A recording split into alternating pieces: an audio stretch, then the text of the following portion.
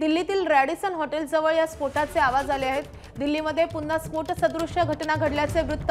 दिल्लीच्या महिपालपूर भागातील घटना आहे। रॅडिसन हॉटेलजवळ स्फोट सदृश्य घटना आता घडलेली आहे। रॅडिसन हॉटेलजवळून स्फोटाचे आवाज आल्याची माहिती समोर येते। दिल्लीमध्ये पुन्हा एकदा स्फोट सदृश्य घटना घडल्याचं वृत्त समोर येते।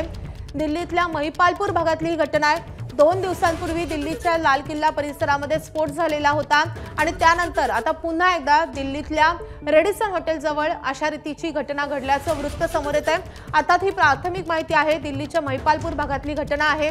रॅडिसन हॉटेल या हॉटेलजवळ स्फोट सदृश्य घटना घडल्याची माहिती समोर येते।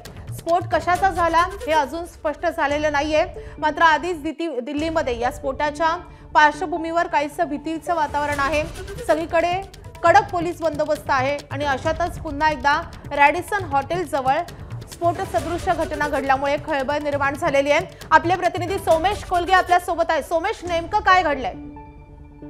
आता जी माहिती मिळते त्यानुसार साधारणपणे 9:18 एक फोन हा फायर ब्रिगेडला आलेला आहे दिल्लीच्या की महिपालपूर परिसरामधला जो रेडिसन हॉटेल आहे त्या रेडिसन हॉटेलच्या जवळ एका विस्फोटाचा आवाज आलेला आहे। आता हा विस्फोट नेमकेपणाने कशाचा झालेला आहे, काय संदर्भात आहे याविषयीची माहिती पूर्ण तपशिलात मिळालेली नाही। परंतु फायर ब्रिगेडला साधारणपणे 9:18 फोन आलेला आहे आणि आता जवळपास 10 वाजत आलेले आहेत। त्यामुळे कदाचित या स्फोटाची तीव्रता कमी असावी किंवा सर्वसाधारण इतर कारणास्तव झालेला स्फोट असण्याची शक्यता जास्त आहे। पण तरी सुद्धा याविषयीचा तपास हा चालू आहे आणि हा स्फोट झाल्यामुळे आणि आधीच दिल्लीत जे वातावरण तयार झालंय किंवा देशभरात त्यामुळे थोडंसं भीतीचं आणि संशयाचं वातावरण निर्माण झालंय। पण प्रशासनाने विनंती केली आहे की अफवांवर विश्वास न ठेवता लोकांनी